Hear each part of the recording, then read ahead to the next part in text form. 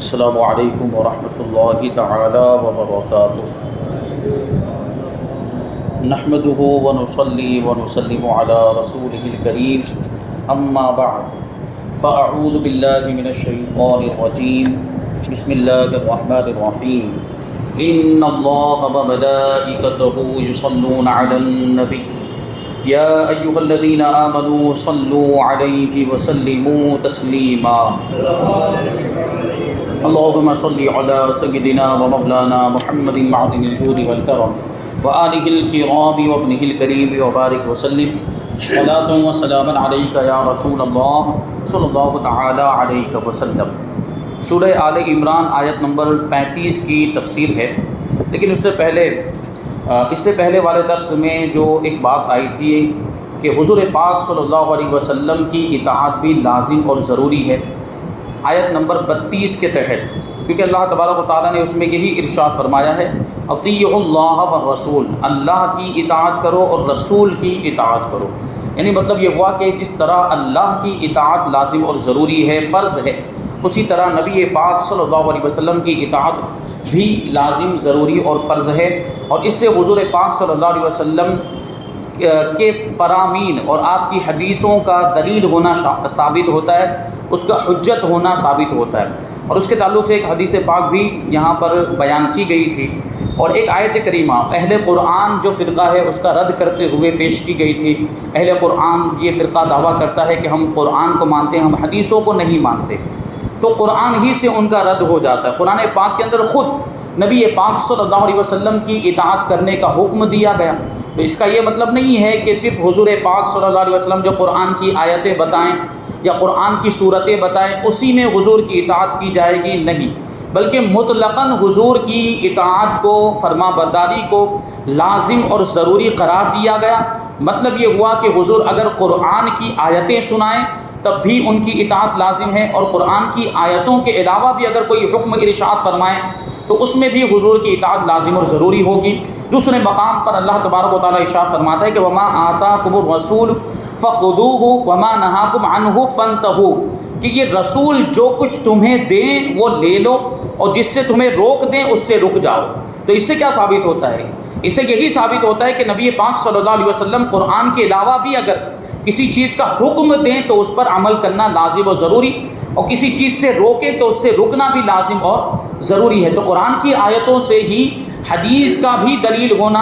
حدیث کا دلیل ہونا اور اس کا حجت ہونا ثابت ہوتا ہے۔ تو میں نے اس وقت ایک آیت کریمہ پیش کی تھی، تو وہ آیت کریمہ پوری ہم شامل کر لیتے ہیں۔ 10ویں پارے کی آیت کریمہ سورہ اعراف کی آیت کریمہ 157 نمبر، سورہ اعراف آیت نمبر 157، کیونکہ اس آیت کریمہ کے پڑھنے میں غلطی ہوئی تھی تو اس کو بھی ہم سدھار لیتے ہیں۔ اللہ تبارک و تعالیٰ ارشاد فرماتا ہے الذین یتبعون الرسول النبی الامی الذی یجدونہ مکتوبا عندہم فی التوراۃ والانجیل یأمرہم بالمعروف وینہاہم عن المنکر ویحل لہم الطیبات ویحرم علیہم الخبائث وَيَضَعُ عَنْهُمْ إِصْرَهُمْ وَالْأَغْلَالَ الَّتِي كَانَتْ عَلَيْهِمْ فَالَّذِينَ آمَنُوا بِهِ وَعَزَّرُوهُ وَنَصَرُوهُ وَاتَّبَعُوا النُّورَ الَّذِي أُنزِلَ مَعَهُ أُولَٰئِكَ هُمُ الْمُفْلِحُونَ۔ اس سے پہلے آیت کریمہ جو آئی ہے اس میں ایمان والوں کا ذکر ہے، اور ایمان والوں کی ہی بات اس آیت کریمہ میں کی جا رہی ہے، اور فرمایا جا رہا ہے کہ وہ جو اس رسول کی اتباع کریں، یعنی ایمان والوں کی شان یہ ہوتی ہے کہ وہ اس رسول کی اتباع کریں جو غیب کی خبریں دینے والے ہیں۔ نبی کا مطلب یہ ہوتا ہے غیب کی خبریں دینے والے،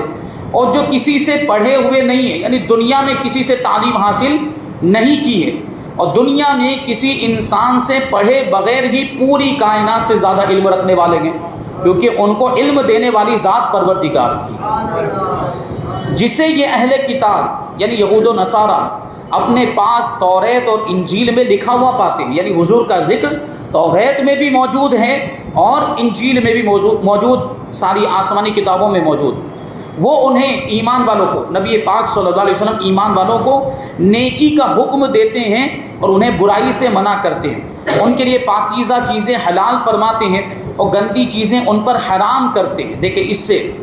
نبی پاک صلی اللہ علیہ وسلم کی حدیثوں کا دلیل ہونا ثابت ہوتا ہے کہ حلال کرنے کا اختیار بھی دیا گیا حضور کو اور حرام کرنے کا بھی اختیار دیا گیا۔ مطلب جو چیزیں قرآن و حدیث میں قرآن میں حلال فرمائی گئی وہ تو ہیں، حرام فرمائی گئی وہ بھی ہیں، یعنی وہ ہم حلال مانتے ہیں قرآن میں جن چیزوں کو حلال قرار دیا گیا، اور قرآن میں جن چیزوں کو حرام فرمایا گیا اس کو ہم حرام مانتے ہیں۔ اسی طرح حضور پاک صلی اللہ علیہ وسلم نے جن چیزوں کو حلال کیا اسے بھی ہمارے لیے حلال جاننا ضروری ہے، اور جن چیزوں کو حضور نے حرام کیا ان کو ہمارے لیے حرام جاننا ضروری۔ اس میں اس آیت کریمہ میں یہ فرمایا گیا کہ ان پر حرام کرتے ہیں پاکیزہ چیزوں کو، گندی چیزوں کو ان پر حرام کرتے ہیں، پاکیزہ چیزوں کو حلال فرماتے ہیں، اور ان کے اوپر سے وہ بوجھ اور قیدیں اتارتے ہیں جو ان پر تھیں، یعنی گناہوں کا بوجھ اتار دیتے۔ تو وہ لوگ جو اس نبی پر ایمان لائیں اور اس کی تعظیم کریں اور اس کی مدد کریں اور اس نور کی پیروی کریں جو اس کے ساتھ نازل کیا گیا، یہاں نور سے مراد قرآن پاک ہے، یعنی جو حضور پاک صلی اللہ علیہ وسلم کے ساتھ جو قرآن نازل کیا گیا اس کی پیروی کریں تو یہی لوگ فلاح پانے والے ہیں، یعنی یہی لوگ کامیابی پانے والے ہیں۔ تو اس پر غور کرنے کی ضرورت ہے کہ اس آیت کریمہ میں اہل قرآن کا بھی رد موجود ہے، اور نبی پاک صلی اللہ علیہ وسلم کی تعظیم کا بھی حکم دیا گیا ہے، اور تعظیم بھی مطلق، یعنی تعظیم کے جو بھی جائز طریقے ممکن ہو سکتے ہوں ان سارے طریقوں کے ذریعے سے نبی پاک صلی اللہ علیہ وسلم کی تعظیم کرنا جائز بھی ہے، بلکہ یہ کار ثواب ہے، اللہ تبارک و تعالیٰ کے حکم کی پیروی ہے، کیونکہ اس میں تعظیم کا بھی ذکر ہے کہ نبی پر ایمان لائیں اور اس کی تعظیم کریں۔ تو اللہ تبارک و تعالیٰ تو تعظیم کرنے کا حکم دے رہا ہے، لیکن ایک فرقہ ایسا ہے وہاں بھی جو معاذ اللہ نبی پاک صلی اللہ علیہ وسلم کی تعظیم سے روکتا ہے۔ حضور پاک صلی اللہ علیہ وسلم کی تعظیم کے جتنے بھی کام ہیں اس کو یہ لوگ بند کرتے ہیں، اس پر پابندیاں لگاتے ہیں، جبکہ اللہ تبارک و تعالیٰ تو نبی پاک صلی اللہ علیہ وسلم کی تعظیم کرنے کا حکم دے رہا ہے۔ تو یہ اس سے ثابت ہوتا ہے۔ تو پتہ یہ چلا کہ قرآن بھی دلیل ہے، حدیث بھی دلیل ہے، اللہ کی اطاعت بھی لازم اور ضروری ہے، نبی پاک صلی اللہ علیہ وسلم کی اطاعت بھی لازم اور ضروری ہے۔ تو کچھ لوگ یہ تصور دینے کی کوشش کرتے ہیں معاذ اللہ کہ نبی پاک صلی اللہ علیہ وسلم صرف ایک ایلچی ہیں، صرف ایک قاصد ہیں، صرف ایک پیغام پہنچانے والے، یعنی اللہ نے جو ان کو پیغام دیا بس ان کی ذمہ داری وہ پیغام کو پہنچا دیں، یعنی ان کو اپنے اعتبار سے کوئی اختیار نہیں دیا گیا شریعت کا، ایسا نہیں، بلکہ اللہ تبارک و تعالیٰ نے نبی پاک صلی اللہ علیہ وسلم کو اختیار کل عطا فرمائے کہ جس کے لیے جو چیز چاہے حلال فرما دے، جس کے لیے جو چیز چاہے حرام فرما دے۔ تو اب آیت نمبر 35 پر ہم لوگ آتے ہیں، جس میں حضرت عمران کی بیوی کا واقعہ ذکر کیا گیا، اور حضرت عمران سے مراد کون ہے؟ یہ حضرت مریم رضی اللہ تعالی عنہا کے والد۔ میں نے اس سے پہلے ذکر کیا تھا کہ دو عمران ہیں، ایک حضرت موسیٰ علیہ السلام اور حضرت ہارون علیہ السلام کے والد، اور دوسرے حضرت مریم رضی اللہ تعالی عنہا کے والد۔ یہاں اس آیت کریمہ میں حضرت مریم رضی اللہ تعالی عنہ کے والد مراد ہیں، اور ان کی بیوی کا واقعہ یعنی حضرت مریم رضی اللہ تعالی عنہا کے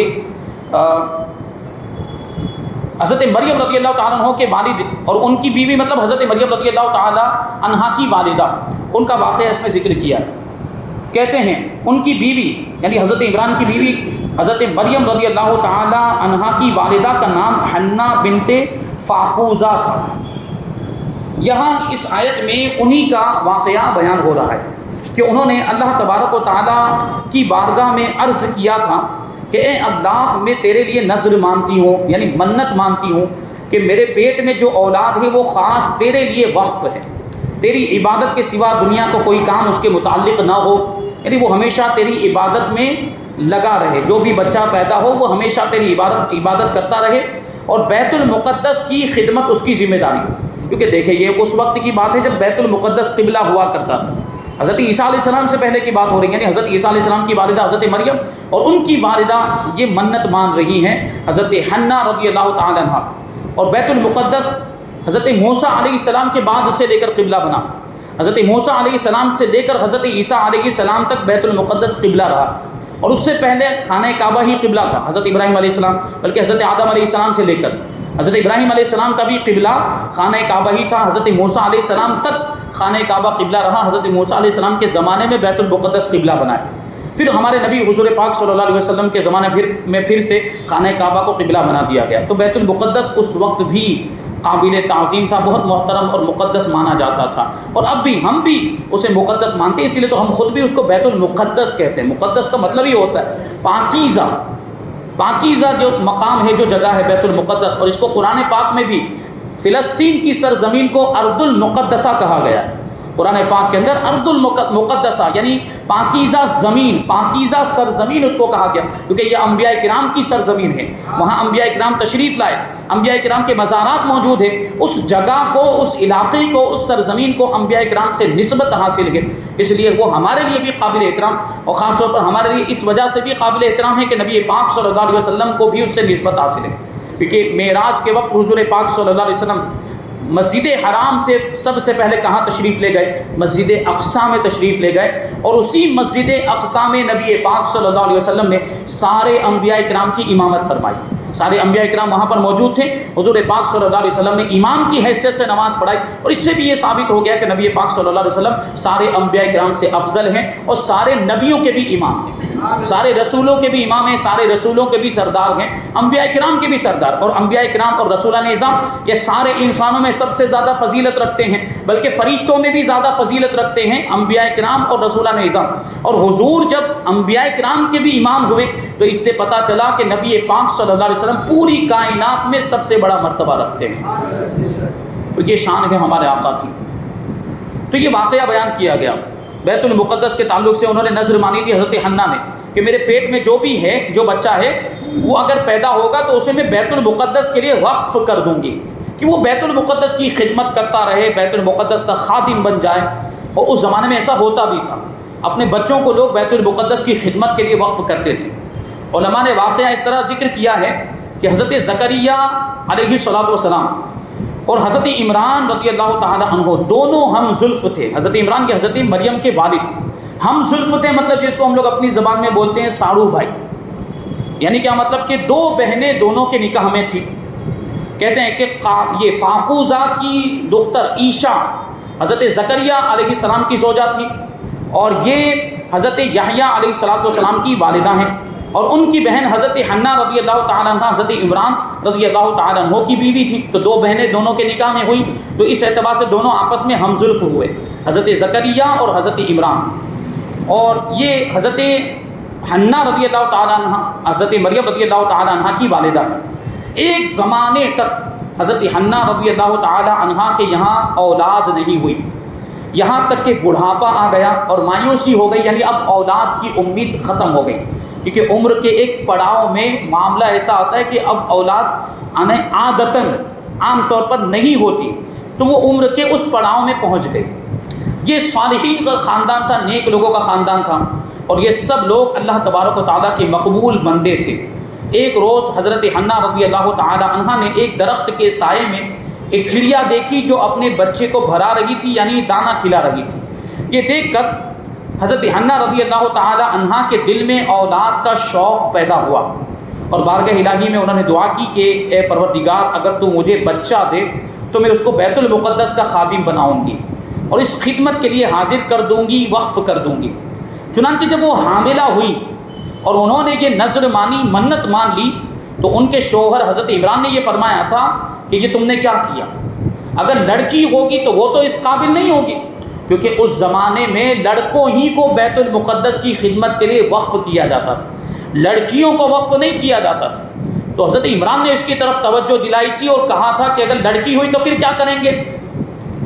تو کہتے ہیں اس زمانے میں بیت المقدس کی خدمت کے لیے لڑکوں کو دیا جاتا تھا، اور لڑکیاں اپنے مخصوص معاملات یعنی حیض وغیرہ کے معاملات کی وجہ سے، زنانہ کمزوریوں کی وجہ سے، عورتوں میں جو کمزوریاں مرد کے مقابلے میں، اور مردوں کے ساتھ نہ رہ سکنے کی وجہ سے، کیونکہ پردے کے احکام بھی ہوتے،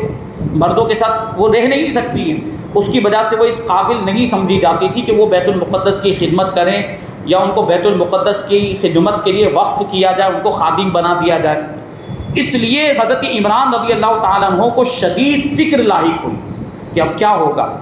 حضرت حنہ رضی اللہ تعالیٰ عنہ کے یہاں حضرت مریم رضی اللہ تعالیٰ عنہ کی ولادت سے پہلے ہی حضرت عمران کا انتقال ہو گیا تھا، یعنی ابھی آپ کی والدہ پریگننٹ تھی، حاملہ تھی، اسی وقت ہی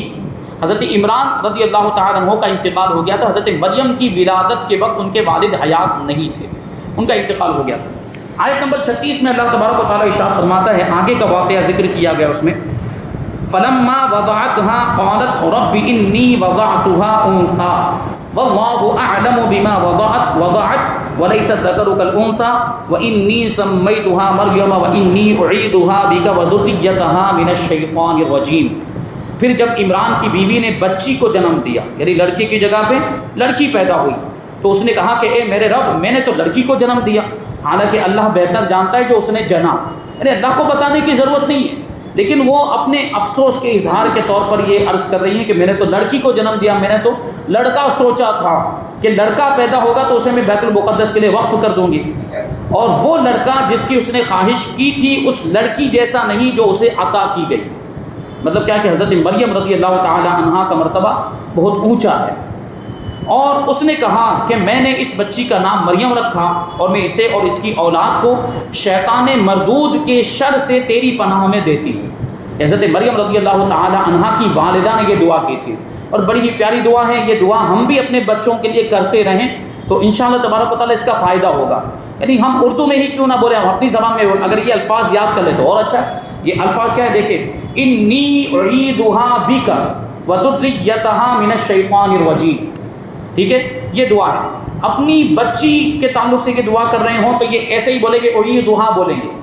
ہاں بولیں گے، اور اگر بچہ ہے اور اس کے لیے دعا کر رہے ہیں، لڑکا ہے اور اس کے لیے دعا کر رہے ہیں اور اس کی اولاد کے لیے دعا کر رہے ہیں، تو وہاں پہ کہنا پڑے گا انی اعیدھہ بک وذریتھا من الشیطان الرجیم، اس طرح تبدیل کر کے بولیں گے۔ اور اگر آپ اردو میں دعا کر لیتے ہیں تب بھی چلے گا، اپنی زبان میں دعا کر لیتے ہیں تب بھی چلے گا، یہ دعا بہت اچھی ہے، اور ظاہر سی بات قرآن پاک میں اس دعا کو ذکر کیا گیا ہے تو اس کی پھر کیسی تاثیر ہوگی۔ چونکہ حضرت عمران رضی اللہ تعالیٰ عنہ پہلے ہی اپنے خدشے کا اظہار کر چکے تھے، جو انہوں نے اپنی فکر کا اظہار کیا تھا کہ اگر لڑکی پیدا ہوئی تو پھر کیا کریں گے،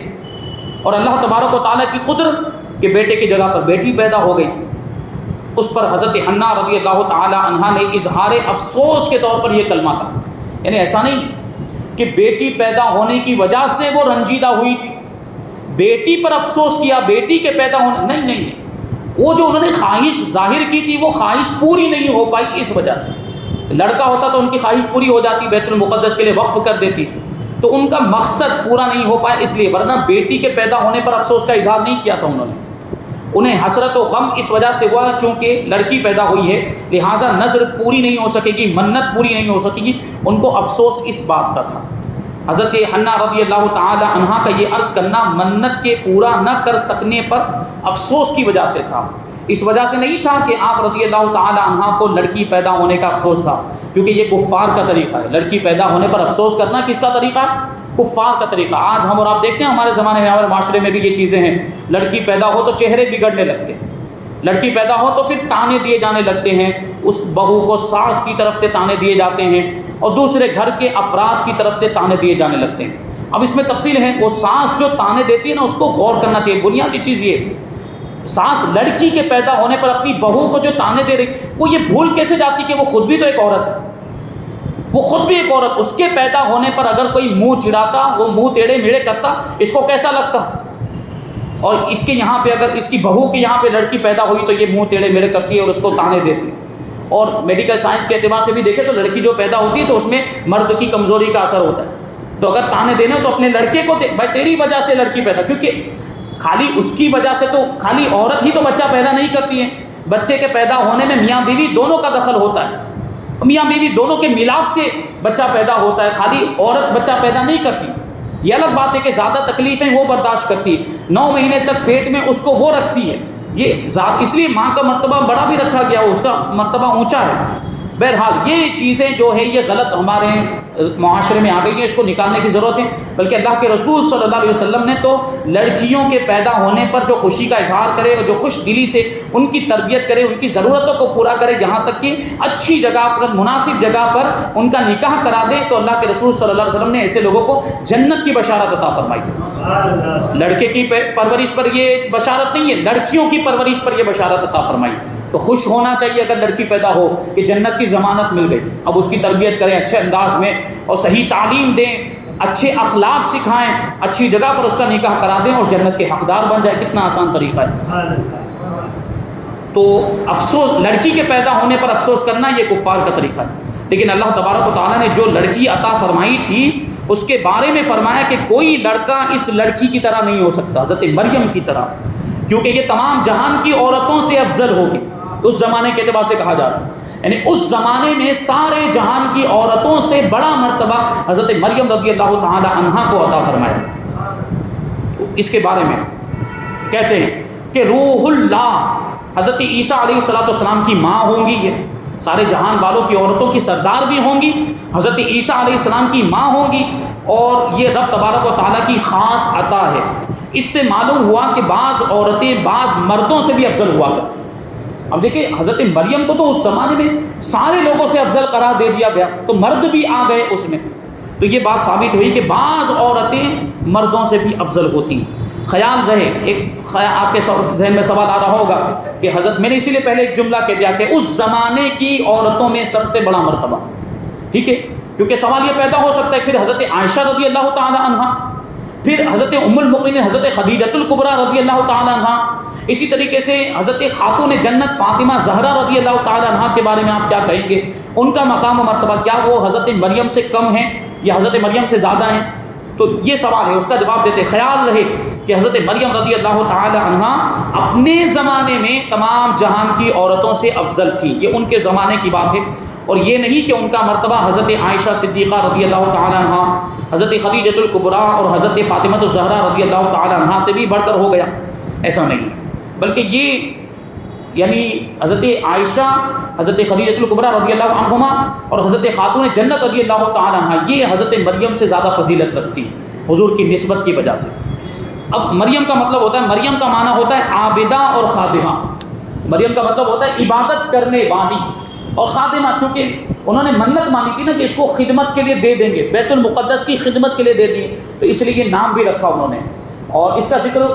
آیت میں بھی موجود ہے کہ میں نے اس کا نام مریم رکھا۔ حضرت مریم رضی اللہ تعالی عنہا کی والدہ نے حضرت مریم رضی اللہ تعالی عنہا اور ان کی اولاد کے لیے شیطان کے شر سے پناہ مانگی، اور اللہ تبارک و تعالیٰ نے اس دعا کو قبول بھی فرمایا، لہٰذا یہ الفاظ مقبول ہے جو میں نے ابھی عرض کیے، جو الفاظ آیت کریمہ کے اندر موجود، اپنی اولاد کے لیے ان الفاظ کے ساتھ دعا مانگتے رہنا چاہیے، انشاءاللہ تبارک و تعالیٰ کرم ہوگا، یعنی اس کی برکتیں بچے کی زندگی میں شامل ہو جائیں گی۔ یہاں پر آیت نمبر 36 کی تفسیر مکمل ہوئی، انشاءاللہ تبارک و تعالیٰ آیت نمبر 37 کی تفسیر ہم آئندہ درس میں شامل کریں گے، جس میں آگے کا واقعہ بیان کیا گیا۔ حضرت مریم جب پیدا ہوئی تو اب سوال یہی تھا کہ اب بیت المقدس کی خدمت کے لیے ان کو دیا جائے کہ نہ دیا جائے، پھر حضرت مریم رضی اللہ تعالی عنہا کی پرورش کس نے کی، اللہ تبارک و تعالیٰ نے یہ ذمہ داری کس کو عطا فرمائی؟ حضرت زکریا رضی اللہ تعالی، حضرت زکریا علیہ السلام کو یہ ذمہ داری ملی، تو وہ واقعہ آنے والی آیت کریمہ میں انشاءاللہ تبارک و تعالیٰ اس کی تفسیر ہم شامل کریں گے۔ اللہ تبارک و تعالیٰ کی بارگاہ میں دعا ہے کہ جو کچھ بھی بیان ہوا اس پر ہم سب کو عمل کرنے کی توفیق عطا فرمائے،